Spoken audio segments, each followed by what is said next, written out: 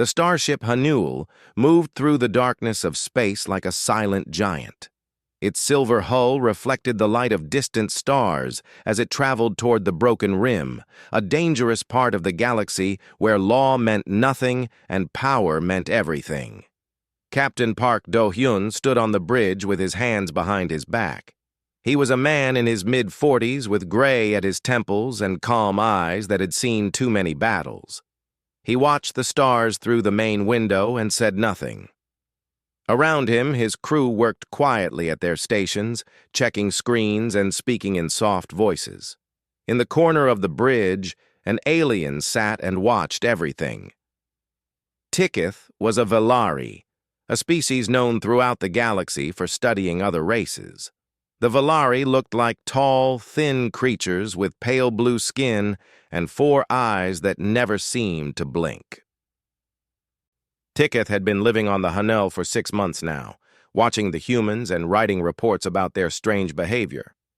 And humans were very strange indeed.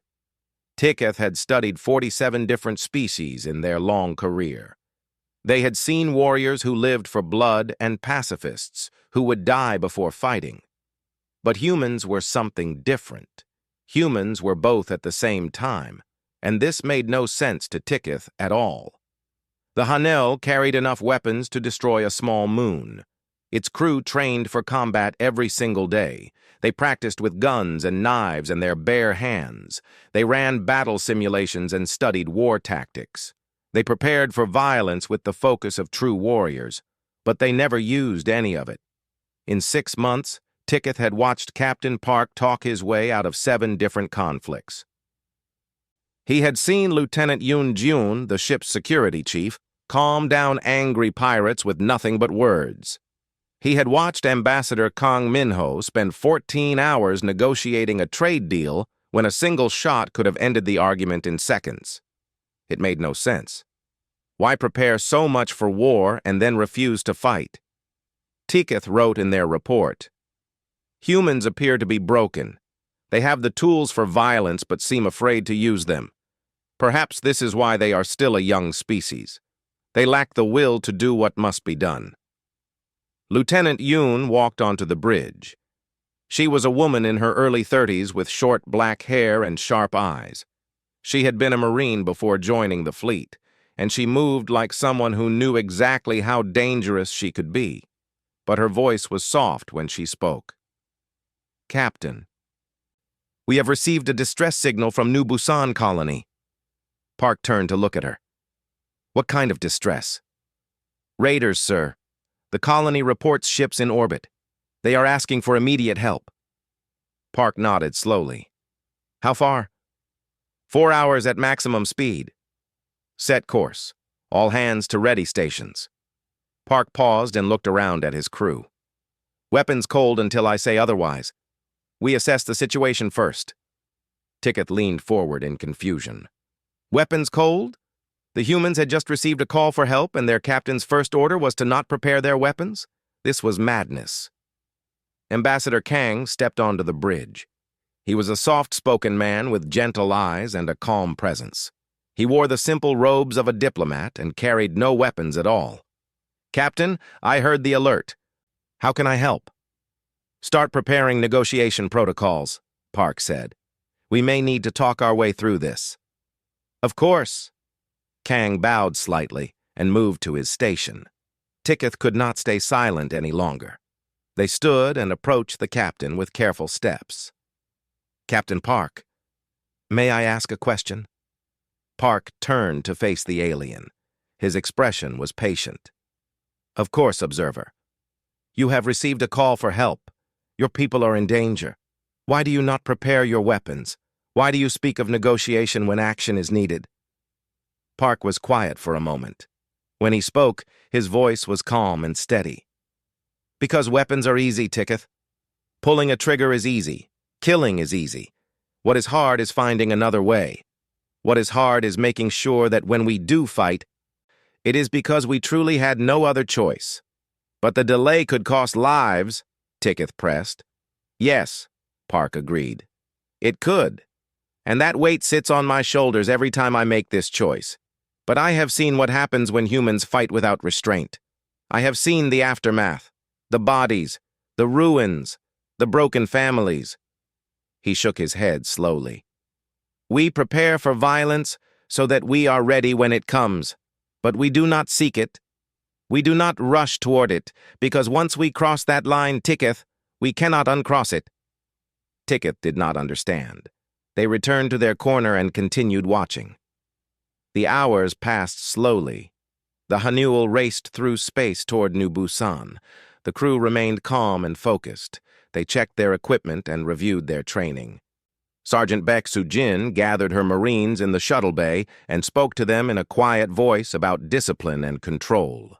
Dr. Han Eunji prepared the medical bay for wounded. She was a civilian doctor who had joined the fleet to help people, not to fight wars. Her hands were gentle as she organized her supplies, but her eyes were worried. As the ship approached New Busan, the censor officer spoke up. "Captain, I am reading the ships in orbit." "How many?" Park asked. 12 combat vessels, sir." The officer paused, and his voice became troubled. "They are not raiders. The ship signatures match the Keth Dominion." The bridge went silent. Even Ticketh knew what the Keth Dominion was. They were slavers, monsters, a brutal empire that captured other species and sold them like cargo. They had not dared to enter assembly space in decades, until now. Lieutenant Yoon stepped closer to the captain. "Sir, if the Keth are here with 12 ships, this is not a raid. This is an invasion. They have come for the entire colony." Park's expression did not change, but something in his eyes grew cold. "How many colonists on New Busan?" 40,000, sir. 40,000 people, men, women, and children, all of them now trapped under the guns of slavers who would chain them and sell them to the highest bidder. Park turned to face the main window. The stars seemed colder now. "Maintain weapons cold," he said quietly. "We will try to talk first." Ticketh watched the captain and wondered if the humans understood what they were facing. The Keth did not negotiate. The Keth did not show mercy. The Keth took what they wanted and destroyed everything else, but Park just stood there, calm and patient, preparing to talk to monsters. The humans were going to die. Ticketh was certain of it. They were so very wrong. The Hanul dropped out of faster-than-light travel and entered the space above New Busan. The planet was beautiful, a world of blue oceans and green forests where humans had built their homes far from Earth. But now, 12 dark ships hung in orbit like hungry predators, and the beauty seemed like a lie. Captain Park stood at the center of the bridge with his hands still behind his back. His face showed nothing. "Open a channel to the lead ship." The communications officer worked at his station. "Channel open, sir." The main screen flickered, and then a face appeared. It was Keth, a species that looked like a nightmare given flesh. Their skin was dark red and covered in thick scales. Their eyes were yellow with black slits for pupils. Their mouths were filled with teeth meant for tearing meat. The Keth on the screen smiled, and it was not a friendly smile. "I am Warlord Groth," the alien said. His voice was deep and rough like stones grinding together. "You are far from home, little human ship. Turn around and leave. This world belongs to the Dominion now." Park did not move. "Warlord Groth, I am Captain Park Do-hyun of the Galactic Assembly vessel Hanul. The people on this planet are under Assembly protection. I am asking you to release them and withdraw your forces." Groth laughed. It was an ugly sound. "Asking? You come here with 1 ship against my 12, and you ask me to leave?" He leaned closer to the screen. "We have studied your kind, human. We know about your restraint, your patience, your love of talking." His smile grew wider. "We know you are weak." Ambassador Kang stepped forward. His voice was calm and respectful. "Warlord, perhaps we can discuss terms. There may be something the Dominion wants that we can provide without—" "What we want is down there," Groth interrupted. 40,000 slaves, strong bodies for our minds, Soft bodies for our markets." He tilted his head like a curious animal. "Unless you want to trade, Ambassador? Perhaps your crew would like to take their place?" Kang's expression did not change. "I am sure we can find another solution." "There is no other solution." Groth raised one clawed hand and made a gesture. "Let me show you what happens when humans try to negotiate with the Keth." The screen split to show a second image. It was a plaza in the colony's main city. Hundreds of colonists knelt on the ground with their hands bound behind their backs. Keth soldiers stood around them with weapons ready. 5 colonists were pulled to their feet and pushed forward. A man, 2 women, and 2 children. A family. Park's hands tightened behind his back, but his voice remained steady. "Warlord, there is no need for this. We can—" "Watch," Groth said. The Keth soldiers raised their weapons. The family held each other. The children were crying. The shots were quick. The family fell. They did not get up. On the bridge of the Hanul, no one moved. No one spoke. Tiketh watched the humans and saw something strange. They were not panicking.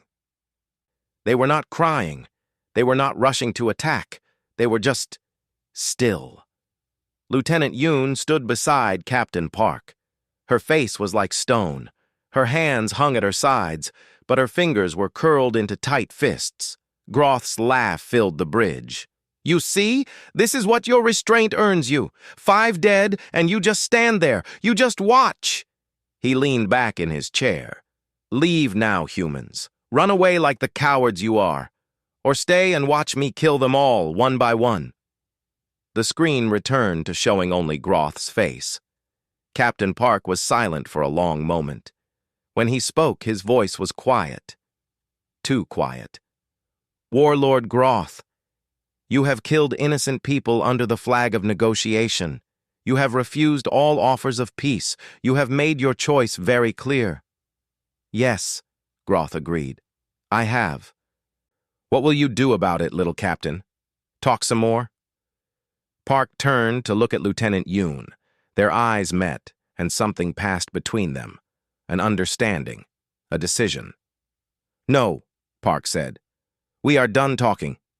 He faced the screen one final time. "Warlord Groth, I want you to remember this moment. I want you to remember that we tried. We offered peace. We offered negotiation.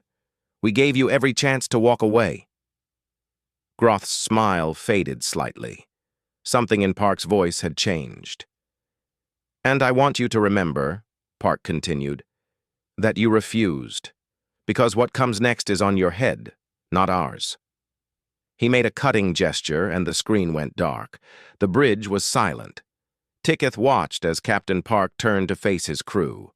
The calm, patient man was gone. In his place stood something else, something older and colder. "All hands to battle stations," Park said. His voice carried across the ship through every speaker. "Directive 7 is authorized. I repeat, Directive 7 is authorized." The lights on the bridge changed from soft white to battle red. Alarms began to sound throughout the ship. Crew members ran to their positions with practiced speed. Lieutenant Yoon was already at her station. "All weapons coming online, Captain. Fighter squadrons ready to launch. Marines standing by for boarding operations." Sergeant Bayek's voice came through the speakers. "Ground assault teams ready, sir. Just give the word." Dr. Han reported from medical. "All trauma stations prepared. We are ready to receive wounded." Ambassador Kang bowed to the captain and stepped back. His work was done. There was nothing left to negotiate. Tiketh watched all of this with growing shock. The humans were not running. They were not surrendering. They were preparing to fight 12 ships with one. "Captain," Tiketh spoke up, their voice uncertain, "the odds are against you. Why do you not withdraw and call for reinforcements?" Park did not look at the alien. His eyes were fixed on the tactical display showing the enemy fleet. "Because," he said, "there are 40,000 people down there who cannot wait for reinforcements. Because every minute we delay, more innocents die. and because the Keth need to learn something that they have forgotten. "What is that?" Ticketh asked. Park finally turned to face the Valari observer, and for the first time, Ticketh felt afraid. "They need to learn," Park said quietly, "why humanity's restraint is not weakness. It is a warning. And they just ignored it." The Hanol turned toward the enemy fleet, its weapons powered up with a sound like thunder building in the distance. The humans were going to war. The first missiles struck the lead Keth ship before they even knew the battle had begun. Captain Park had not announced his attack. He had not given a warning. The time for warnings was over. The Hanol simply opened fire with everything it had, and the darkness of space lit up like a newborn star. Ticketh gripped the armrests of their observation seat and stared at the main screen. The Valari had seen battles before. They had studied warfare across 100 worlds. But they had never seen anything like this. The Hanel moved through the enemy fleet like a dancer, spinning and turning, never staying in one place long enough to be hit. Its guns fired in perfect rhythm, missiles streaked across the void. Fighter craft launched from the ship's belly and swarmed the Keth vessels like angry insects. And the humans. The humans were the most terrifying part. There was no rage on their faces, no screaming, no battle cries.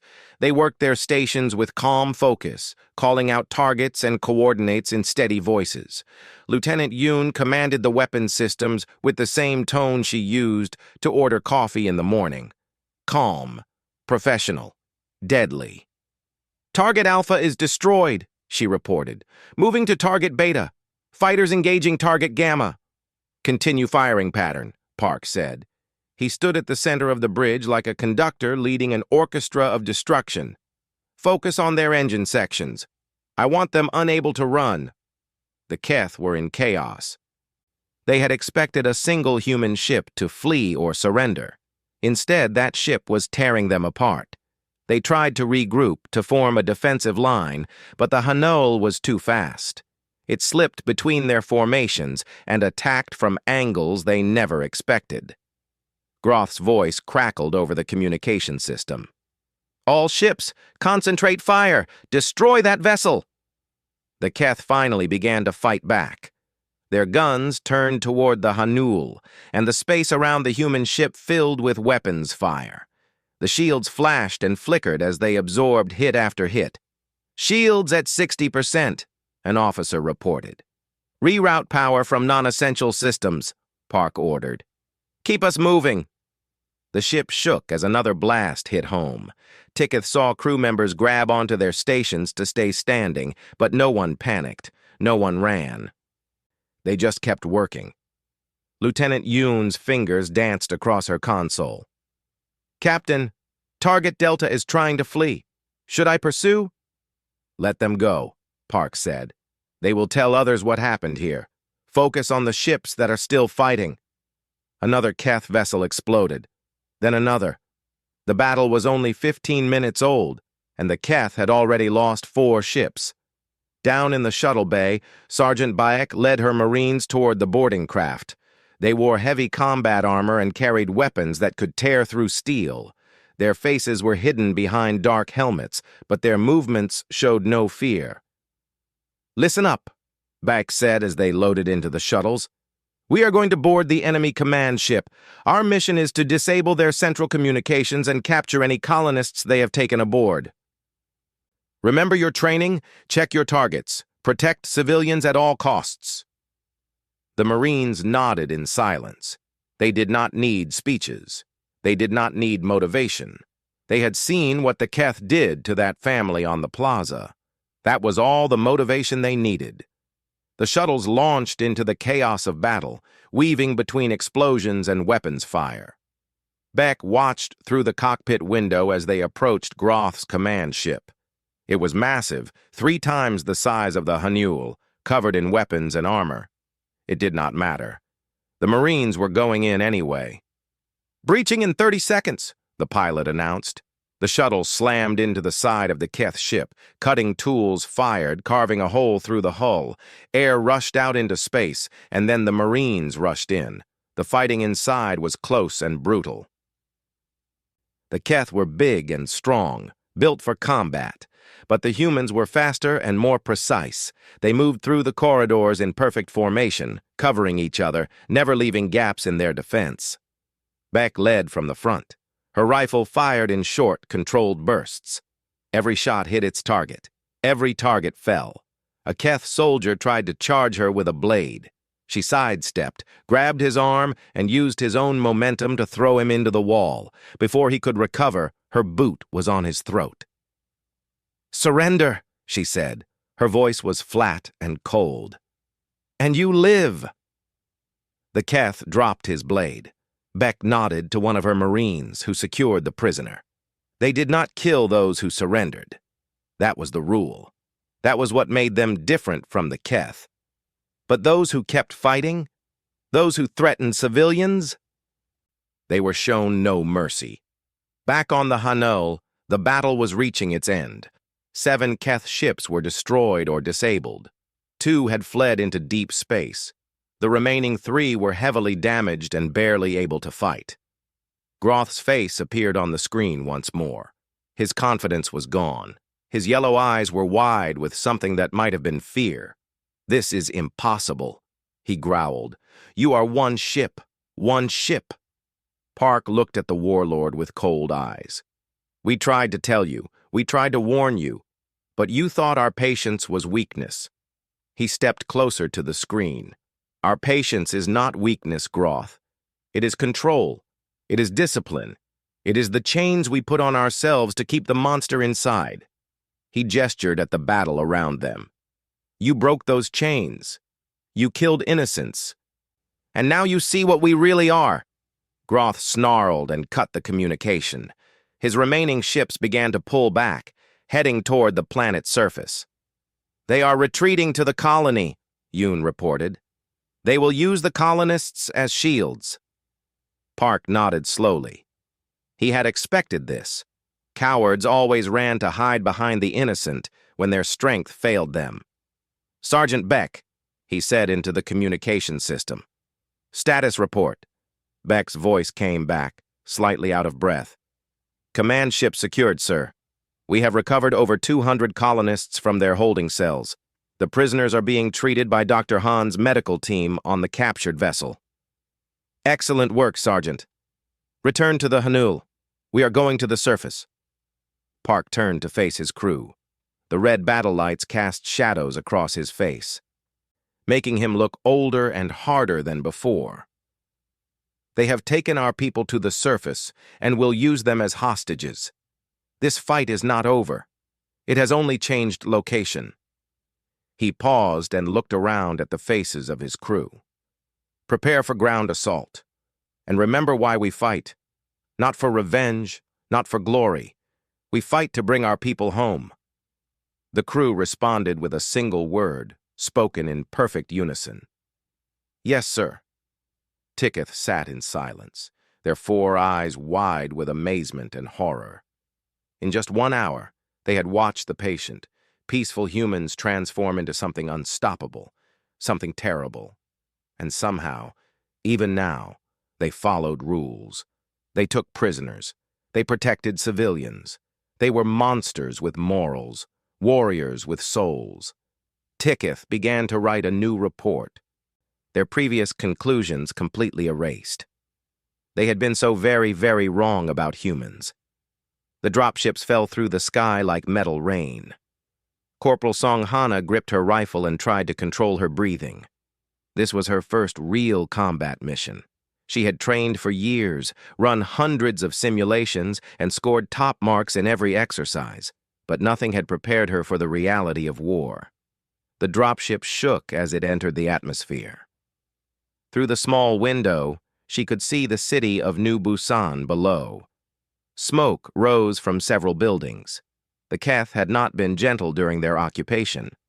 Sergeant Bayek stood at the front of the transport, one hand gripping a ceiling strap. She looked at her Marines with steady eyes. "Remember the rules. she said. "We fight to protect. We shoot only when we must. Every colonist life is precious. Every enemy who surrenders will be spared." She paused, and her voice grew harder. "But anyone who stands between us and our people will regret it for the rest of their very short life." The Marines checked their weapons one final time. Song felt her heart pounding against her ribs. She thought about her family back on Earth. Her mother who had cried when she joined the Marines. Her father who had simply nodded and told her to come home safe. She intended to keep that promise. The dropship landed hard and the doors burst open. Marines poured out into the streets of New Busan. The city was quiet and empty. Civilians had fled or been taken. Only the Keth remained. They did not remain for long. The first group of enemy soldiers appeared around a corner, their weapons raised. Song reacted on instinct, dropping to one knee and firing 3 precise shots. 2 Keth fell. The third dove for cover. "Move up," Beck ordered. "Clear the street." The Marines advanced in perfect formation. They used buildings for cover, checked corners before turning, and called out targets to each other in quick professional voices. The Keth tried to fight back, but they were outmatched. Human training and human discipline proved superior. Song moved through the combat in a daze. Her body knew what to do even when her mind was overwhelmed. Fire, move, take cover, fire again. The sounds of battle surrounded her, guns and explosions and shouting, but somehow she found a calm place inside herself. This was what she had trained for. This was her purpose. They pushed deeper into the city. Dr. Han followed behind the combat teams with her medical staff, treating wounded Marines and civilians they freed along the way. She wore no armor and carried no weapons. She was there to heal, not to harm. Ticketh stayed close to the doctor, watching everything with wide eyes. The Valari had never seen warfare at this level. The precision, the coordination, the way humans work together like parts of a single machine. "Your soldiers are very efficient," Ticketh said to Dr. Han as she bandaged a wounded Marine. Han did not look up from her work. "They train for years to reach this level, but efficiency is not the goal." She finished the bandage and moved to the next patient, a young Keth soldier with a wound in his side. "The goal is to end this as quickly as possible with as few deaths as possible." Ticketh watched her treat the enemy soldier with the same care she had shown the Marine. "You helped them? The ones who attacked your people?" "He surrendered," Han said simply. "He is now a patient, not an enemy. That is how it works." The push toward the city center continued. More Keth fell. More colonists were freed. Ambassador Kang had landed with a separate team and was working to organize the liberated civilians, finding them shelter and food and safety. Finally, the Marines reached the Colonial Administration Building. It was a tall structure of glass and steel, now surrounded by Keth soldiers and barricades. Inside, Warlord Groth held the colonial governor and council hostage. Lieutenant Yoon landed with a special operations team. She looked at the building with calculating eyes, studying the layout, counting enemies, planning her assault. "Sergeant Bayek, hold the perimeter," she ordered. "My team will go in through the roof." "Understood, Lieutenant." Yoon's team moved like shadows. They scaled the building using climbing equipment that made no sound. They reached the roof and cut through a maintenance hatch. They dropped inside, and then the screaming started. Song could not see what was happening, but she could hear it. Gunfire, explosions, the harsh voices of Keth shouting in panic. And through it all, the calm, steady calls of human soldiers doing what they did best. "Clear. Moving to next floor. Hostages secured. 3 civilians, unharmed. Contact right. Neutralized." It took 11 minutes. 11 minutes to tear through a building full of enemy soldiers and reach the main chamber where Groth was hiding. 11 minutes from breach to victory. Song heard Lieutenant Yoon's voice over the communication system. "Warlord secured. All hostages recovered alive. Mission complete. A cheer went up from the Marines, but Song did not cheer. She was looking at the bodies scattered across the street. Keth soldiers who had chosen to fight instead of surrender.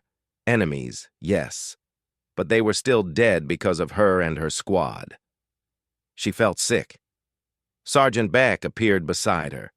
The older woman looked at Song's face and seemed to understand immediately. "It never gets easier," Beck said quietly. "The day it gets easy is the day you should stop being a soldier." "How do you handle it?" Song asked. "I remember why we fight. I remember that those bodies could have been colonists, could have been children." Beck put a hand on Song's shoulder. "You did your duty today. You protected innocent people. That matters." Song nodded slowly. It did not make her feel better, but it helped a little. Inside the building, Lieutenant Yoon stood over the captured warlord Groth. The Keth leader was on his knees, his hands bound, his yellow eyes burning with hatred. Around him lay the bodies of his personal guards, the ones who had refused to surrender. "You think this is over?" Groth snarled. "The Dominion will send 100 ships. They will burn this world to ash." Yoon looked down at him without expression. "Perhaps, but you will not be there to see it." "You should kill me," Groth said. "It is what I would do. It is what any true warrior would do." Yoon shook her head slowly. "That is the difference between us. You fight for conquest, for glory, for power." She gestured at the colonists being led to safety by her soldiers. "We fight for them, and when the fighting is done, we stop, because the fighting was never the point." Groth spat at her feet. "Weak. You are all weak." "Maybe." Yoon turned and walked away. "But we won. So perhaps strength is not what you think it is." Outside, the sun was setting over New Busan. The fires were being put out. The wounded were being treated. The dead, human and Keth alike, were being gathered with respect. Captain Park walked through the streets, looking at everything with tired eyes. He stopped beside a collapsed building where rescue teams were searching for survivors. Ticketh approached him carefully. "Captain, the battle is won. Your people are free." Park nodded, but did not smile. "Yes, we won. You do not seem pleased." Park was quiet for a long moment. Then he pointed at the destruction around them, the broken buildings, the scorched streets, the covered bodies waiting to be identified. "This is victory, Ticketh. This is what it looks like when humans go to war." His voice was heavy with sadness. "We do not celebrate this. We mourn it. Every death, even enemy deaths, represents a failure. A moment where violence became the only answer." He turned to face the alien observer. His eyes were bright with unshed tears. "We are very good at war," Park said softly. "We have been fighting each other for thousands of years. We know exactly how much damage we can cause." He shook his head. "That is why we try so hard to find another way. That is why we restrain ourselves until there is no other choice." Ticketh finally understood. The restraint was not weakness. The restraint was fear. Humans were afraid of what they could become, of what they could do. So they built walls around their fury and only let it out when absolutely necessary. And when they did let it out, entire armies fell. "You are remarkable," Ticketh said quietly, "and terrifying." Park almost smiled. "We try to be more of the first than the second. Today we failed." He looked up at the sky where the Haniol hung in orbit, standing guard over a wounded world. "Tomorrow, we will try again." 3 months had passed since the Battle of New Busan. The colony was rebuilding. New buildings rose from the ruins, gardens were replanted, children played in streets that had once been battlefields. Life continued, as it always did, pushing forward despite the scars of the past. The Hanel had remained in orbit for 6 weeks before being called back to assembly space. Now it floated in a peaceful sector, undergoing repairs and giving its crew time to rest, time to heal. Tiketh sat in their quarters, staring at a blank screen. For 3 months, they had been trying to write their final report on human behavior. For 3 months, they had failed. How could they explain what they had witnessed? How could they make other Velari understand a species that prepared so thoroughly for war while hoping never to fight it? A species that could destroy fleets and then weep for their enemies? A species that terrified Tiketh and inspired them in equal measure? The door chimed. "Come in," Tiketh said. Ambassador Kang entered with a gentle smile. "Observer Tiketh, the captain asked me to invite you for tea. He thought you might appreciate a conversation before you leave." Tiketh blinked their 4 eyes. "Leave? But my assignment—" "Your 6-month observation period ended 2 weeks ago," Kang said. "You have stayed longer than required. We assumed you were finishing your report." The Velari looked at the blank screen. "I am trying. It is difficult." Kang nodded with understanding. "Perhaps the captain can help. He is good at putting complicated things into simple words." Tiketh followed the ambassador through the corridors of the Hanul. The ship felt different now. Quieter. Gentler. The red battle lights were gone, replaced by soft white illumination. Crew members nodded and smiled as they passed. They stopped at various places along the way. In the training room, Sergeant Bayek was teaching a class of young recruits. She moved with fluid grace, demonstrating holds and releases, but her voice was patient and kind. She had taken Corporal Song under her wing, helping the young Marine process what she had experienced. Song herself was in the ship's garden, a small room filled with plants from Earth. She sat on a bench and stared at a flower blooming in artificial sunlight. Her eyes were distant, but her breathing was calm. She was healing. In the medical bay, Dr. Han was examining 3 small children. They had scales instead of skin and yellow eyes with slit pupils. They were Keth, war orphans who had lost their parents in the battle. Han had adopted all 3. "Why?" Tiketh asked quietly as they watched through the window. "Why would she raise the children of her enemies?" Kang smiled softly. "Because they are children. They did not choose to be born Keth any more than she chose to be born human. They deserve a chance to grow up with love." Tiketh shook their head in amazement. "Your species continues to confuse me." They reached the captain's quarters. Kang pressed the chime and then departed with a polite bow. "Enter," Park's voice called. Tiketh stepped inside. The room was simple and comfortable. Screens displayed images of planets and stars. A small shrine sat in one corner, holding photos and candles, a memorial for the dead. Captain Park stood by a small table, preparing tea with careful movements. He looked older than he had before the battle, more tired, but there was still strength in his eyes. "Please sit," he said. "I hope you like green tea." Tiketh sat across from him and accepted a small cup. The tea was warm and slightly bitter, but not unpleasant. "Thank you, Captain." They sat in silence for a moment, drinking tea and watching the stars through the window. "You are struggling with your report," Park said finally. It was not a question. "I am. I do not know how to explain your species to mine. Everything I thought I understood was wrong." Park nodded slowly. "What did you think you understood?" Tiketh set down their cup. "I thought your restraint was weakness. I thought you refused to fight because you were afraid. I thought—" They paused. "I thought you were broken. And now?" "Now I think you might be the most dangerous species in the galaxy." Tiketh met the captain's eyes. "And also the most compassionate."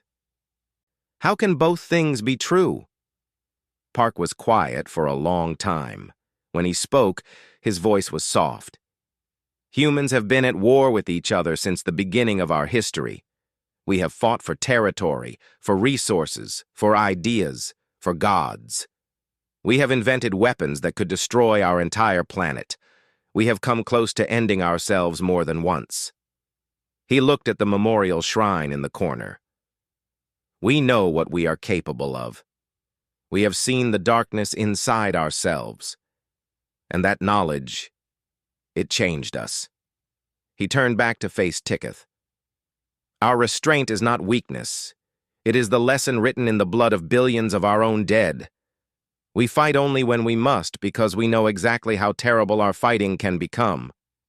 Tiketh considered this. But when you do fight, when we do fight, we fight to end it. Quickly. Decisively. We hold nothing back because holding back would only extend the suffering. Park's eyes grew distant.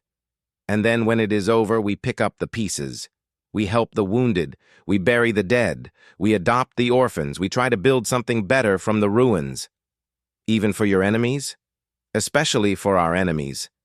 Park smiled sadly. The Keth who attacked us were not born evil. They were raised in a culture that valued cruelty and conquest. But their children do not have to follow that path. Given love and guidance, they can become something different.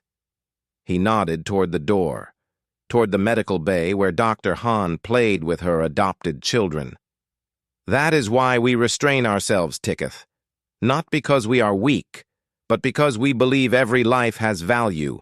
Every person deserves a chance, and violence, even necessary violence, destroys those chances. Tiketh sat in thought for a long moment. Finally, they picked up their cup and took another sip of tea. I think I know how to write my report now. Park raised an eyebrow. Oh? I will tell my people the truth. Humans are dangerous, more dangerous than any species I have ever studied. They could conquer the galaxy if they chose to. Tiketh set down the cup. But they do not choose to. They choose peace. They choose diplomacy. They choose restraint. And they choose it not despite their power, but because of it. They stood and bowed in the human fashion, something they had learned during their time on the ship. I will also tell them this. If you ever find yourself facing a human in battle, you have already made a terrible mistake, because humans do not start wars. They end them. Park stood and returned the bow. I hope your report is well received. So do I, Captain. For the sake of the galaxy, I hope everyone listens. Tiketh left the captain's quarters and returned to their own. They sat before the screen once more, and this time, the words came easily. The report would be titled, On the Nature of Human Restraint. It would become the most read document in Valari history. It would be studied by scholars and strategists across 1,000 worlds. It would change how the galaxy viewed the young species from a small blue planet called Earth.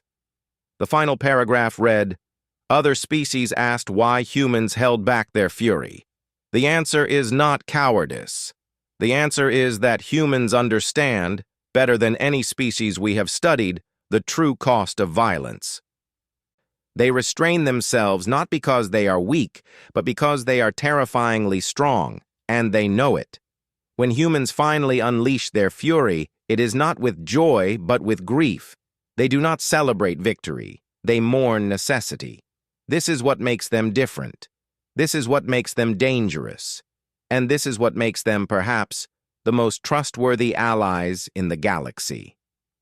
Far away, on a healing world called New Busan, children played in the ruins of what had once been a battlefield. Human children and Keth children, laughing together, building castles from broken stones. And in orbit above them, the Hanul kept watch, patient, restrained, ready.